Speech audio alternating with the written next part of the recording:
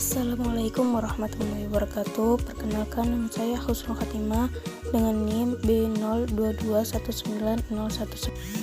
Video ini dibuat untuk memenuhi mata kuliah pengurangan risiko bencana dengan judul pendekatan berbasis komunitas yang bertemakan pembenaran pendekatan berbasis komunitas dan peran masyarakat dalam titik berat PRBBK.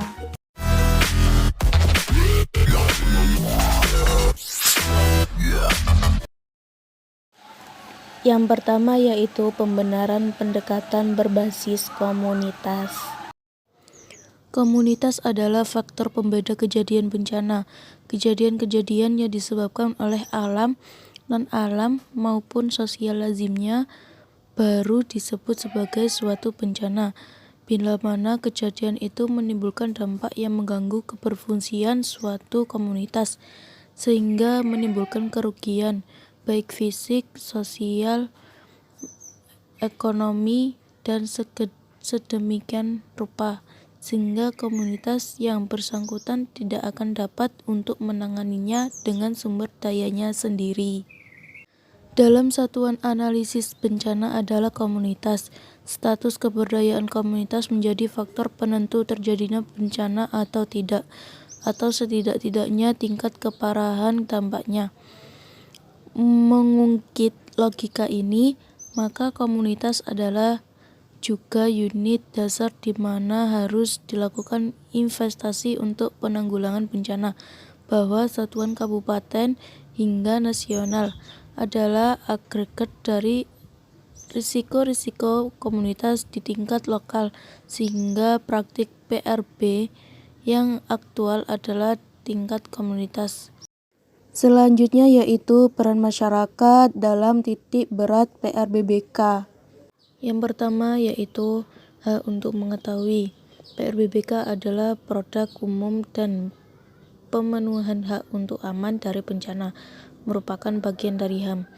Hak ini pada dasarnya merupakan hak yang mendasar dalam alam demokrasi, yang artinya segala hal yang berkenaan dengan kepentingan publik, maka seyogyanya publik mengetahuinya secara utuh, benar, dan akurat. Yang kedua yaitu hak untuk memikirkan. Setelah masyarakat mendapat akses informasi tentang apa yang menjadi hak masyarakat untuk mengetahuinya, maka selanjutnya hak masyarakat pula untuk ikut serta terlibat dalam pemikiran, pengkajian, dan penelitian tentang apa yang terbaik bagi semua pihak. Kegiatan pengajian dan penelitian yang dilakukan oleh masyarakat memberi makna di satu pihak adanya rasa tanggung jawab masyarakat terhadap masalah yang dihadapi, dan di lain pihak pemerintah pun diringankan dari beban permasalahan yang harus mendapatkan solusinya. Yang ketiga yaitu hak untuk menyatakan pendapat. Sebagai konsekuensi logis dari adanya hak untuk ikut memikirkan, maka tindak lanjutnya adalah hak untuk berbicara guna menyatakan sesuatu pendapat. Maksudnya adalah bahwa apa yang telah dikaji, diteliti dengan pemikiran yang dalam dan matang, maka masyarakat berhak untuk menyampaikan pendapatnya tersebut ke hadapan publik lainnya. Yang keempat yaitu hak untuk memengaruhi pengambilan keputusan.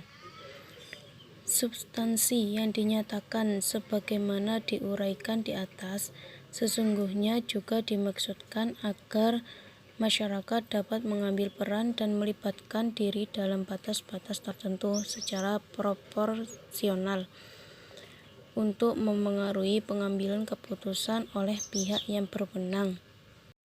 Yang kelima yaitu hak untuk mengawasi pelaksanaan keputusan. Secara langsung maupun tidak langsung, masyarakat berhak pula untuk mengawasi jalannya putusan yang telah diambil.